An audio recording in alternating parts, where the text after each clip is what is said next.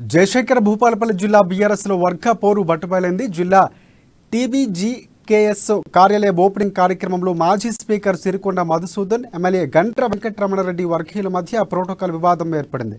జై సిరికొండ, జై గంట్ర నినాదాలతో సభ ప్రాంగణం మారుమోగింది. ఇక ఈ క్రమంలోనే ఇరు వర్గాల మధ్య స్వల్ప తోపులాట చోటు చేసుకుంది. జడ్పీ చైర్మన్ జక్కు శ్రీహర్షిని, మాజీ స్పీకర్ తాజా ఎమ్మెల్సీ మధుసూదనాచారి పేరు శిలాఫలకంపై లేకపోవడంతో వర్గ విభేదాలు ఒక్కసారిగా భగ్గుమన్నాయి. ఇదే అంశానికి సంబంధించి మరింత సమాచారం మా ప్రతినిధి హరికృష్ణ అందిస్తారు. హరికృష్ణ, చెప్పండి.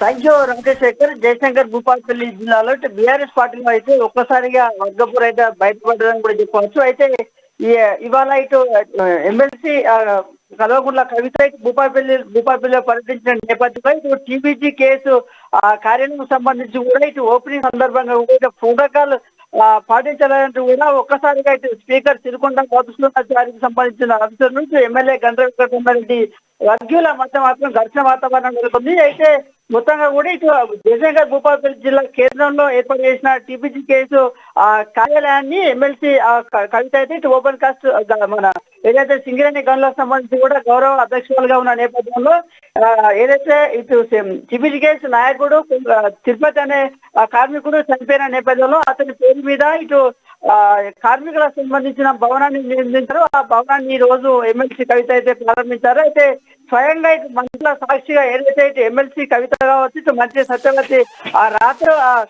రాథోడ్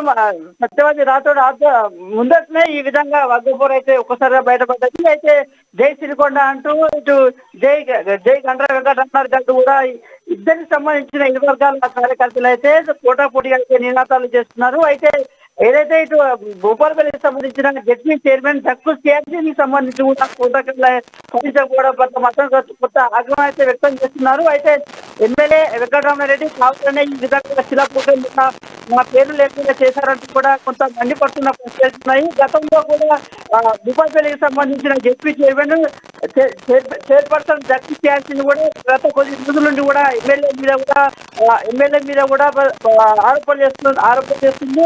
సంబంధించి కూడా ఇటు బీఆర్ఎస్ పార్టీకి సంబంధించిన సీనియర్ నాయకుల వద్ద కూడా చెప్పుకున్న పరిస్థితులు అయితే ఉన్నాయి. అయితే మొత్తంగా కూడా ఈ రోజు అయితే ఎమ్మెల్సీ కవిత వచ్చిన నేపథ్యంలో ఇటు మంత్రులు ఇటు ఎమ్మెల్సీ కవిత ఇద్దరి మధ్యలో కూడా ఈ విధంగా ఒక్కసారిగా సిరికొండ మధుసూదనానికి సంబంధించిన అంశాలు కావచ్చు, ఇటు గండ్ర వెంకటరమణారెడ్డికి సంబంధించిన అంశాలు అయితే పోటాపోటీ అయితే నినాదం చేసుకున్న పరిస్థితులు అయితే నెలకొన్నాయి.